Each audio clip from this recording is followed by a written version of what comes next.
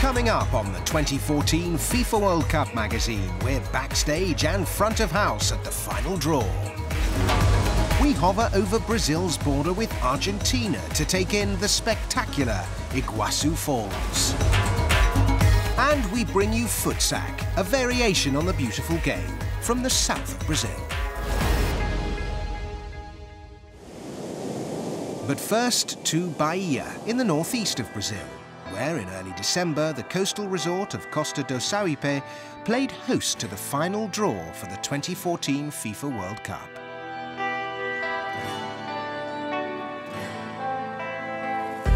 After 203 nations had contested 820 matches, it was almost time to learn the fate of the 32 teams that will contest the tournament in June and July of 2014. With an expected global television audience of 250 million, nothing was left to chance. And 24 hours ahead of the main event, FIFA's Secretary-General led a full rehearsal of the draw itself. You are looking for a draw where all is perfect. That's what you are expecting. I mean, you are expecting that all the draw assistant and myself will be able to conduct a draw where there will be no problem, where it will be all perfectly organized, and that you will have at the end these 8 groups of 4 teams, with definitely some people will not be happy because some of the groups maybe will be stronger than other ones, but that's the principle of a draw. All 8 previous winners had qualified for the tournament, and their destiny in the draw would be determined by a FIFA World Cup winner from each of those nations. They included Italy's captain from 2006, who appreciates how difficult it will be for the Azzurri to win a 5th world title in Brazil in 2014. I know that it's been very tricky for European nations to win the World Cup in South America, and it will remain so. But for the World Cup to return to South America, and in particular to Brazil, I think it's fantastic. Brazil is a country where football is viewed and experienced in an incredible way. I think it will be a wonderful tournament. And so to the day of the final draw, Friday, December the 6th, and backstage, some last-minute preparations for the main protagonists. Presidents Blatter and Dilma Rousseff were in attendance, of course, and the assembled coaches, media, and the watching world were treated to an impressive pre-draw show.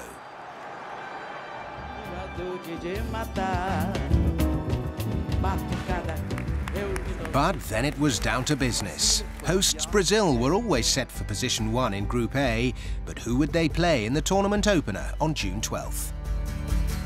Croatia.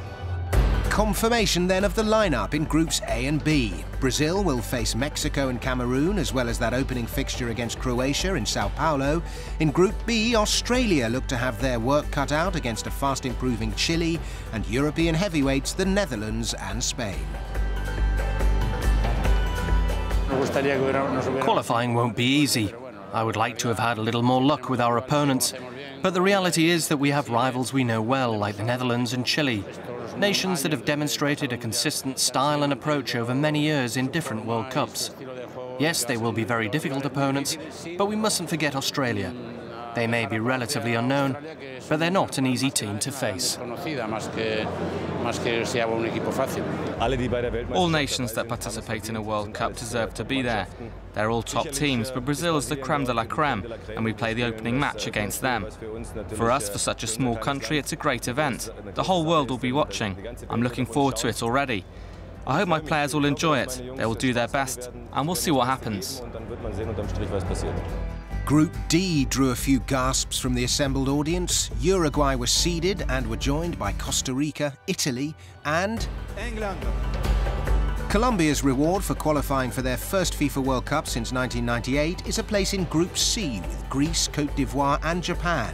And just to recap, Uruguay, winners in Brazil back in 1950, will face Costa Rica and 2 other former champions, Italy and England.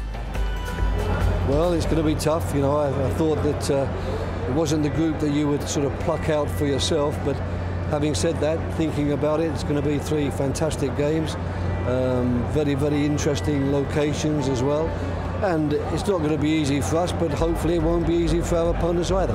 Argentina are being tipped to do well in Brazil, and they'll be the first opponents in a FIFA World Cup for the tournament debutants. Bosnia-Herzegovina. So Group E features Switzerland, Ecuador, the 1998 winners France, plus Honduras, who have qualified for successive FIFA World Cups for the first time. Iran are in Group F along with Bosnia-Herzegovina and Nigeria, who have been drawn with Argentina for the 4th time on their 5th World Cup appearance. Being drawn in this group is a good result, and it means we have avoided any of the so-called groups of death that we always see. So we really have nothing to complain about. Saying that, we do know that football is the least logical of any sport. Every match must be played and all matches can be difficult. We must take each game as it comes. We must never lose our focus. Finally, to the last team to be drawn, and in 4 years' time, theirs will be the first name out of the hat. Russia in Group H. So in Group G, the USA's Jurgen Klinsmann will look to upset Germany, the country he represented as a player and a coach. Portugal and Ghana complete a tough section. And Group H looks just as tricky, with Belgium, Algeria, Korea Republic and Russia all vying for places in the round of 16. It's a good draw for us, especially when you look at other teams who weren't as lucky as we were. So I would say it was a good draw. I know the Korean team well. I've watched Belgium on television and have also seen Algeria, but I have to prepare myself even more. Well, I'd have preferred to avoid them. Jurgen and I worked together pretty successfully for a long time. He knows the German mentality, the German national team, and German life. He knows it off by heart. He has achieved a lot for Germany, and that's why the press will make a spectacle of this game. We have to free ourselves from that and face this particular game against the USA in a professional manner. So the 32 teams now know what they're up against, and all are eyeing the prize that will be held aloft in Brazil in 2014.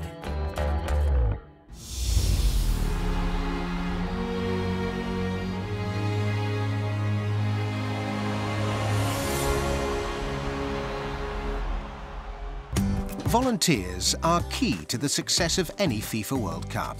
In Brazil, people are putting themselves forward, and in Belo Horizonte, these volunteers are learning many skills.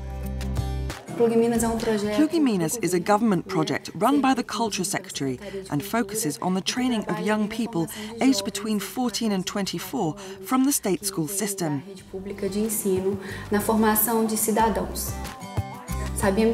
We knew that languages would pose a great challenge when hosting a World Cup here in Brazil, because the state school system doesn't place too much emphasis on having a second language. The volunteers that come from the Plugiminas program are the best because their training is not simply about languages, it's the development of citizens, it's training for life, and it's the creation of a family.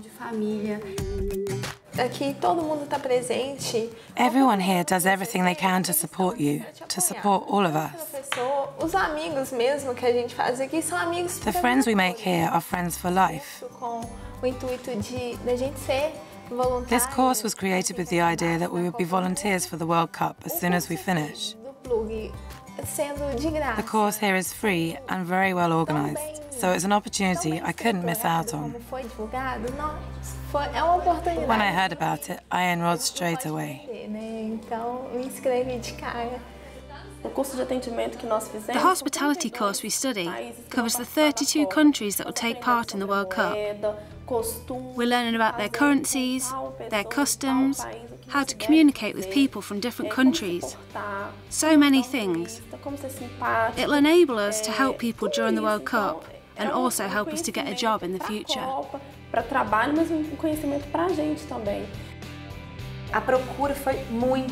popularity of the course was huge when we started our selection process. For English alone, we had 4,000 people enrolled for 60 places. When we sat and discussed what course we should offer, we decided on one that covered customer service for tourists, a course that will give the student an idea of international etiquette, of the credentials needed, and also for them to get to know their own city and its surroundings, the tourist spots, what there is to do and see, and how to get around. This is what we've been covering on the customer service course. We made it clear to them that any opportunities would be offered to them first. So much so that they have already worked as volunteers at the Mineirão's opening game between Brazil and Chile before the Confederations Cup and during the Confederations Cup itself. So aside from preparing them for life and for the job market, we could count on them to be our volunteers during the Confederations Cup and now also for the World Cup. We've already had cases where some students have managed to gain a place in the job market because they had an additional language and are using it already. And this will certainly be a selling point because today it's almost a prerequisite. Those that don't speak a second language really do fall behind when looking for work. And when they have to compete with the middle and upper classes, they have traditionally found it hard, and that no longer happens.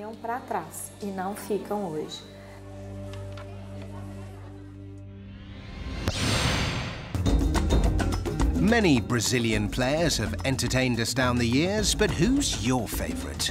Here to tell us his is Charles Kabore. For me, it has to be Rivaldo.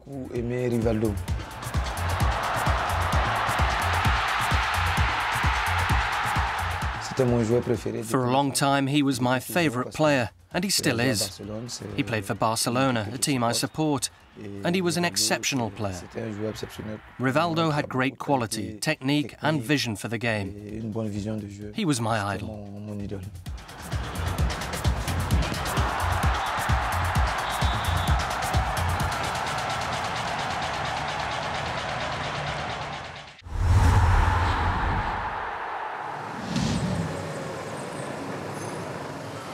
There's far more to the final draw for a FIFA World Cup than working out the groups. Both prior to and following the main event, the coaches are very much in demand from the media. But they and their federations are also required to attend meetings and seminars to prepare them for the World Cup. It was also an opportunity to arrange a friendly international for the FIFA date in March. Russia are yet to reveal their plans, but they are looking forward to the tournament itself. It is very important for us to take part in the World Cup in Brazil. We have qualified for the first time in 12 years, and our players were in desperate need of this experience in view of the next World Cup being staged in Russia. We will learn from it, and we're determined to do well. For us, it will be an invaluable experience. What we are looking for is to broaden the players' experience, but we are ambitious too. After the final draw, each of the competing nations also finalised their choice of team base camp hotel. Given the continental size of the country and the need to travel to 3 separate cities in the group stage alone, making the right choice about where to stay is hugely important. Corinthians' impressive training complex was Carlos Queiros's choice for Iran's training camp. Its close proximity to Sao Paulo's Guarulhos International Airport and a large international hotel won over the Portuguese during a previous scouting trip in July. Team Melli will want for nothing here, and the players' task is to deliver on the pitch. I know that before the draw, 31 teams would have wished to be in Iran's group, because we're certainly not one of the favourites at this tournament. And we're not expected to pose any great difficulty for any of our rivals. But our mission here is to see if we can make some of those teams regret having those thoughts.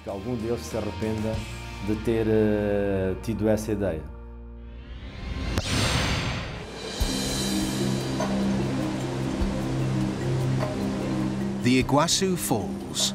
Quite simply, one of the most popular natural tourist destinations on the South American continent. Located on Brazil's border with Argentina, the falls were first discovered in the mid-16th century. but were then rarely visited for around 300 years. Iguazu, meaning big water, was the name given to the falls by the indigenous people. And today, tourists flock here from around the world to marvel at more than 270 separate waterfalls. It has been a long time dream to be here. It's amazing. I have never imagined like this amazing place. Excited to be here. It's unbelievable and it's not possible to express by words. It's amazing. Well, I'm from New York. We made the decision to make this trip about a year ago, and the falls are sensational.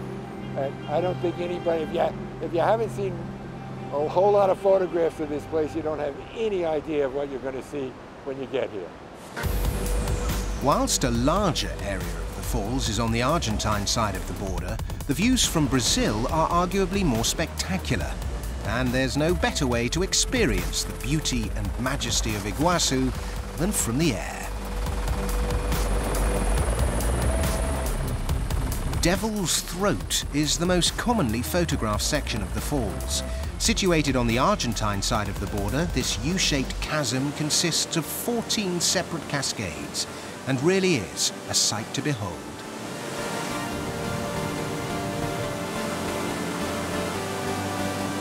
The falls form part of the Iguazu National Park, which is a UNESCO World Heritage Site and was designated as such back in 1984.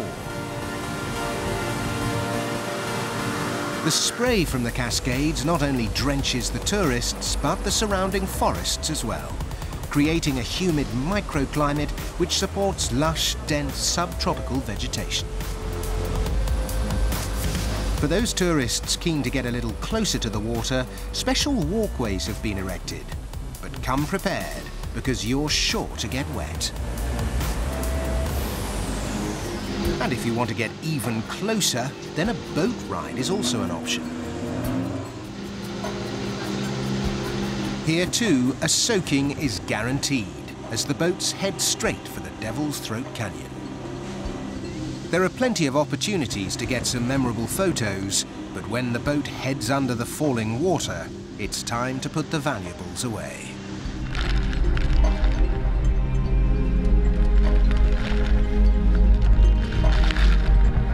Best reached from the town of Foz do Iguaçu, which is just a 2-hour flight from Rio or Sao Paulo, the falls are a must-see for those with a little time on their hands during the 2014 FIFA World Cup.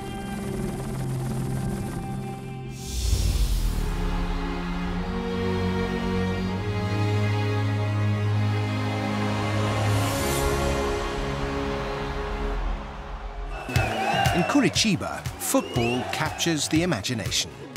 The city in the south of Brazil boasts 2 top-flight clubs and is set to host 8 different nations when it stages 4 group fixtures next year. It's also home to a variation on the beautiful game. Futsac is a Brazilian sport officially created here in Curitiba. It's a mixture of football, tennis and volleyball, and it's played on a small court. Marcus Juliano Offenbach created futsac in 2002, having been inspired by the sport of footbag whilst living in Australia. Matches take place on a court measuring 10 metres by 5, which is divided by a net 1.5 metres high. Games can be played one-on-one or in teams of 2, and each of the 3 sets consists of 21 points. Players are allowed 2 touches to return the ball and can use any part of their body except their hands. Obviously, if the person has a talent for football, which is a national passion in Brazil, they're already at an advantage. But anyone can play futsac. You just need to practice. If you do, you can become a great futsac player. The athletic nature of futsac means the participants require a certain level of fitness, and those who do play certainly enjoy it. What I like about this sport is that it's similar to football, but you can invent moves. You can do flying kicks, play with your heel, or kick with the straight leg. It's really cool and fun. I like it because I like playing sports. Futsac's idea of health and movement is something that attracts me a lot. Since its inception, futsac has gone from strength to strength. The first championship was held in Curitiba, Paraná's state capital, in 2007, and 12 months later, it was officially recognized as a sport by the city's mayor. Today, futsac is also played in the states of Santa Catarina and Rio Grande do Sul. Today in Brazil we have around 2,000 athletes. We have 3 federations in the southern states, and we're now preparing ourselves to be officially recognized by the government as a sport invented here in Brazil. The plan is to expand the sport to more states across Brazil and to set up a true national championship. In the long term, Marcos dreams of Olympic recognition, although even he recognizes that may not happen in his lifetime. Whatever the future holds, though, the residents of Curitiba can be proud of their homegrown addition to Brazil's sporting heritage. The spirit of futsac is one of happiness. When people play, they're very happy. They have this joy about them which comes from the sport. It makes you feel alive. It's a great sport to play, and anyone who plays it will tell you how fantastic futsac makes them feel.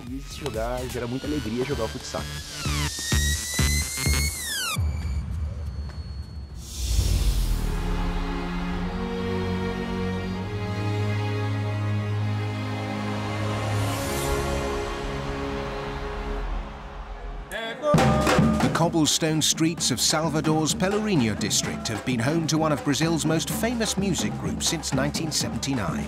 Olodum was founded by black musicians to ensure that they could take part in the city's annual carnival. In time, it became a cultural and political group to establish social equality and justice through the powerful medium of music. Olodum makes music, makes theatre, makes education, adores football, likes sport and has a very strong presence in the poorest areas of this country, the section of the population that is most in need, those from the outskirts of our cities.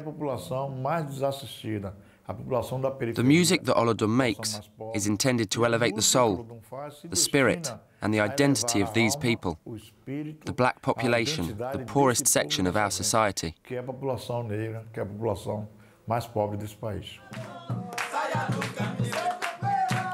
The band, which is made up of 19 musicians, plays a mixture of rhythms from Africa and the Caribbean. They've toured internationally to as many as 40 countries, entertaining over 20 million people worldwide.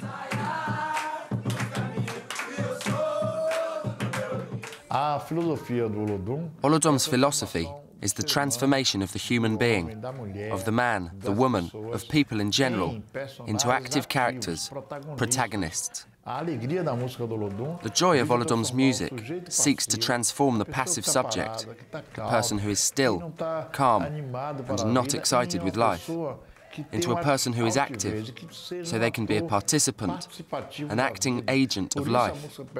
That is why the music asks you to stand up. It asks you to be conscious. Previous host nations, Korea, Japan, Germany and South Africa, have all played host to Olodum in recent years. And so it was only natural that they should play a part in the final draw for the 2014 tournament in Costa do Sauípe.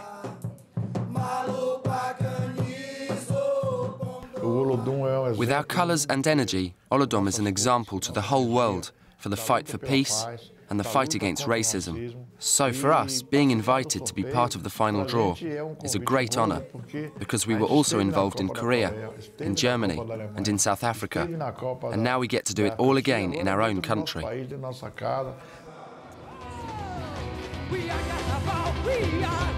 Olodum put on quite a show at the final draw, and further appearances in 2014 are sure to bring the group new admirers and followers the world over.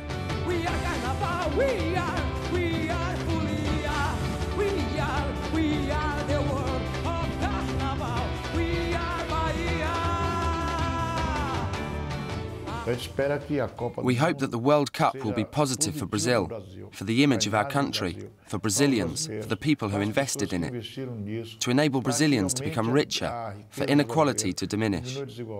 We hope that Brazil's staging of the draw and our participation in it will ensure that a good charge of energy emanates from Olodum to the whole world, bringing peace, love and passion.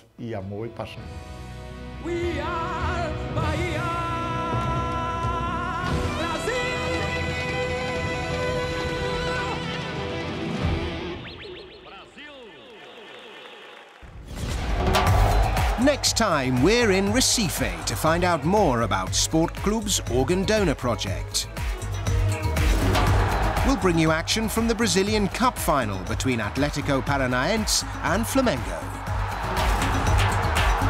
And we'll hear from Rivellino, the mustachioed midfielder who won the FIFA World Cup with Brazil. Until then, goodbye.